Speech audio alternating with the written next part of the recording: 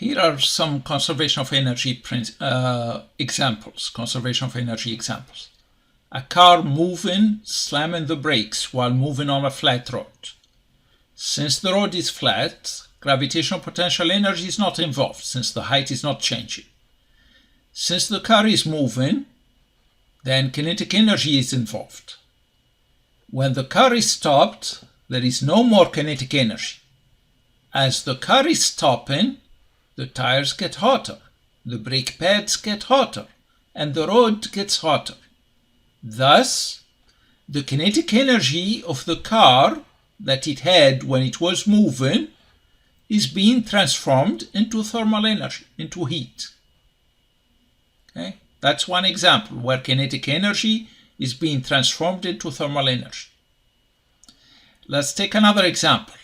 A swinging pendulum. That's a mass hanging at the end of a string.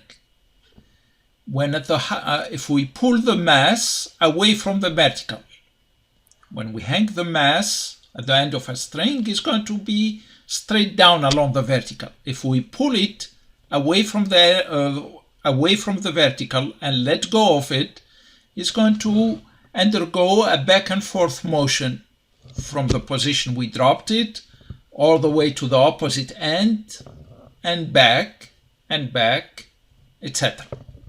When at the highest position at either side of the swing, the mass has the highest amount of gravitational potential energy, since it's at the highest position. But it has no kinetic energy, because it momentarily stops at those positions, at either ends of the swing. When at the lowest position, that's where it has the least amount of gravitational potential energy. So that's where it is moving with the fastest speed. So that's where it has the most kinetic energy.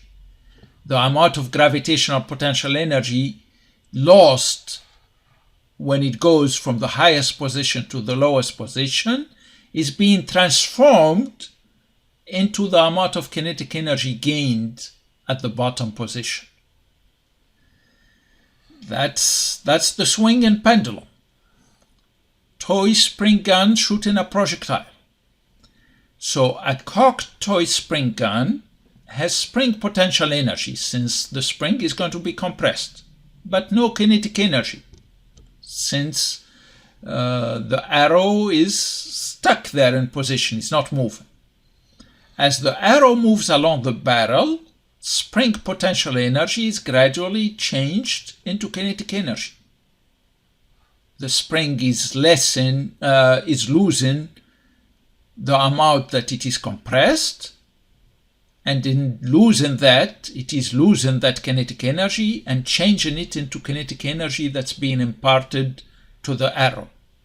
At the end of the barrel, when the spring is fully stretched, having gained its original relaxed shape, there is no more spring potential energy, no more elastic potential energy. That's what I meant by spring potential energy. Elastic potential energy. So there is no more elastic potential energy in the spring. All that elastic potential energy has turned into kinetic energy. So we have conservation of energy from elastic potential energy to kinetic energy. Let's take this example here. Runaway truck driving up an escape ramp while slamming on the brakes. Since the truck is going to move up a ramp, the height change involves a gain in gravitational potential energy. Change in height, change in gravitational potential energy. Now, thus, the kinetic energy of the truck, not like the car here, the kinetic energy goes into thermal energy only. But since the truck is moving up, the kinetic energy is going to change into gravitational potential energy and also thermal energy, since we still have brakes, since we still generate heat.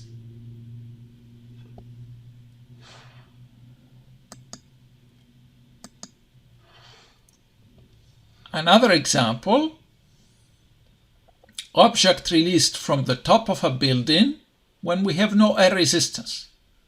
At the time it is released from the top of the building, The object has gravitational potential energy and no kinetic energy. It was not moving. As it falls down, it speeds up, gaining kinetic energy in the process. At the time it is about to touch the ground, didn't touch the ground yet, it is about to touch it. All that gravitational potential energy that it had when it was all the way on the top has changed into kinetic energy, since at the bottom there, just before touching ground, it does not have any more height. So all that gravitational potential energy has changed into kinetic energy. Now, what if we have air resistance? It is a similar situation, but as the object is fallen,